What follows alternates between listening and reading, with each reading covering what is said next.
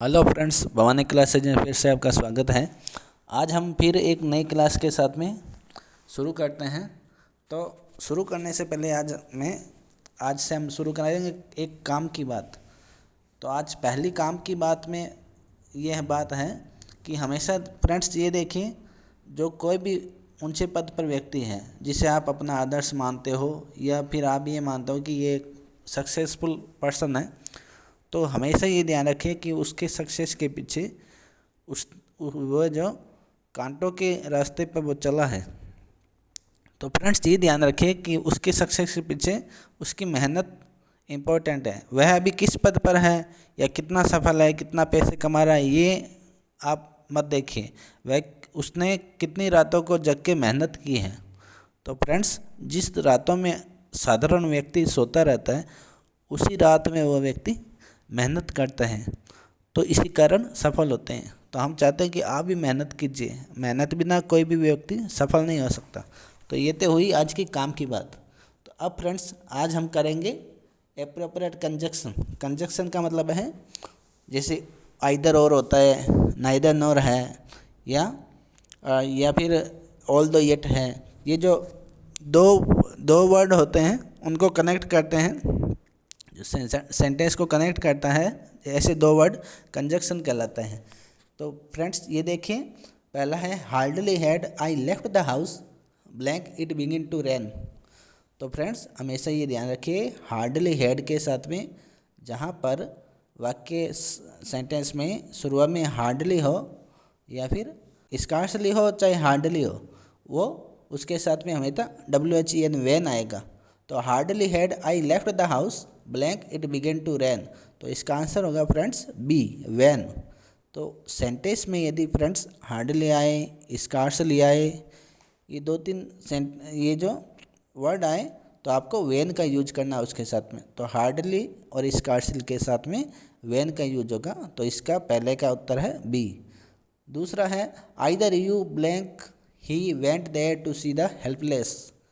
तो ये फिर कंजक्शन है आइदर और वाला। तो आइदर के साथ में हमेशा क्या आता है, और। तो सेकंड में होगा ए, और। इसकी हिंदी भी देख लीजिए, आइदर के साथ में और होगा तो इसकी हिंदी भी देख। आइदर का मतलब होता है फ्रेंड्स या तो, जैसे या तो वह जाएगा, या तो राम जाएगा या श्याम वहाँ पर जाएगा, मतलब दोनों में से एक जाएगा। तो आइदर मतलब और का मतलब यही होता है। जैसे वो क्वेश्चन आंसर में आते थे ना 10th और 12th में, और मतलब एक क्वेश्चन दिया होगा क्वेश्चन पेपर में, चौथा नंबर क्वेश्चन दिया होगा, उसके बीच में लिखा होगा और, उसके बाद में नीचे एक और क्वेश्चन होगा। कहने का मतलब दोनों में से एक क्वेश्चन करने हैं, जैसे अथवा में आता था हिंदी में। तो और का मतलब यह होता है। तो सेकंड का आंसर होगा ए, और। आइदर के साथ में हमेशा और लगाया जाएगा फ्रेंड्स। तीसरा है no sooner did he reach the station blank the train started. तो नो सूनर डिड के साथ में क्या आएगा, नो सूनर डिड के साथ में देन का यूज होगा। तो no sooner did he reach the station then the train started. तो नो सूनर डिड के साथ में देन का यूज होगा। इसके बाद में है फोर्थ है he had scarcely finish the work blank another file arrived. तो इसमें आप बताइए कि इसमें क्या हो सकता है, THAN होगा, वैन होगा, येट होगा या देन होगा। तो मैं इसका आंसर पहले इसके वीडियो में पहले बता चुका हूँ। ये फोर्थ क्वेश्चन का आंसर आप खुद बताना कि इसमें क्या हो सकता है ऑप्शन। तो आप देखिए कि क्या हो सकता है इसका, मैं पहले इसका बता चुका हूँ, मतलब इसके संबंधित जो क्वेश्चन था ऊपर उसमें ये चीज़ आ चुकी है। तो आप बताइए कि फोर्थ में आंसर क्या होगा, कमेंट बॉक्स में जाके आप इसको बता सकते हैं। पांचवा है friends run fast blank you should miss the train. Run fast लेस्ट, run fast के मतलब है लेस्ट। लेस्ट का मतलब क्या होता है, एक वीडियो मेरे समझाया भी है फ्रेंड्स। लेस्ट का मतलब है ऐसा ना हो कि, जैसे कहते हैं ना तुम मेहनत कर लो, ऐसा ना हो कि तुम फेल हो जाओ। तो ऐसा ना हो कि, या कहीं ऐसा ना हो जाए। तो इतने बड़े जो सेंटेंस के लिए, हिंदी के सेंटेंस के लिए इंग्लिश में होता है LEST, लेस्ट। इसी प्रकार ये कह रहा है कि रन फास्ट, तेज दौड़ो, ऐसा ना हो कि तुम्हारी ट्रेन जो है वो मिस हो जाए। तो इसलिए you should miss the train. तो एक बात और है फ्रेंड्स, LEST लेस्ट के साथ में शुड का यूज ही होगा उस सेंटेंस में। जिस सेंटेंस में LEST लेस्ट का यूज हुआ है उसके पास वाले सेंटेंस में शुड का यूज भी होगा। तो you should miss the train, run fast लेस्ट you should miss the train, मतलब तेज दौड़ो अन्यथा, या फिर ये कह सकते हो कि ऐसा ना हो कि तुम्हारी ट्रेन जो है वो मिस हो जाए, तो लेस्ट का यूज होगा। इसके अलावा ऑल दो she works hard blank she fails, all दो के साथ में हमेशा फ्रेंड्स येट का यूज होता है। तो डी इसका आंसर होगा, सिक्स्थ का होगा आंसर डी, YT येट। तो ऑल दो के साथ में येट का यूज होता है। तो शुरू से देख लीजिए कैसे होता है, हार्डली के साथ में व्हेन का यूज, आइदर के साथ में और का यूज, नो सिन और डिड के साथ में देन का यूज, और ऑल दो के साथ में येट का यूज। तो ये हमेशा याद रखें। तो इसकी हिंदी भी देख लीजिए सिक्स्थ की, ऑल दो शी वर्क्स हार्ड, हालांकि जिसे कहते हैं ना, हालांकि वो करता तो सही काम है लेकिन उसे फल नहीं मिलता। इसी प्रकार ऑल दो मतलब हालांकि, यानी यद्यपि, यद्यपि वह मेहनत करती है फिर भी वह फेल्स होती है, येट बना फिर भी, हालांकि मेहनत करने पर फेल तो नहीं होते, लेकिन ये तो एक सेंटेंस है। ऑल दो she works hard yet she fails, तो येट लगाया जाएगा। सेवंथ है द पेशेंट है डाइड द डॉक्टर केम। अब इसमें आप देख लीजिए बट तो हो ही नहीं सकता, पेशेंट मर चुका था लेकिन डॉक्टर आया, लेकिन तो बोलने में कोई मतलब ही नहीं। इसमें आफ्टर या बिफोर का यूज होगा फ्रेंड्स। अब आफ्टर या बिफोर का यूज तो है वो मैंने 1-2 दिन पहले ही आपको एक वीडियो में बताया था।